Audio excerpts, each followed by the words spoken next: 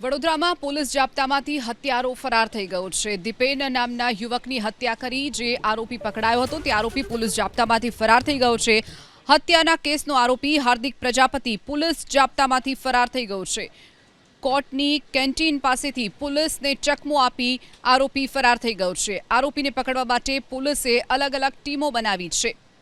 તો વડોદરામાં દીપેન હત્યા કેસનો આરોપી પોલીસ જાપ્તામાંથી ફરાર થઈ ગયો।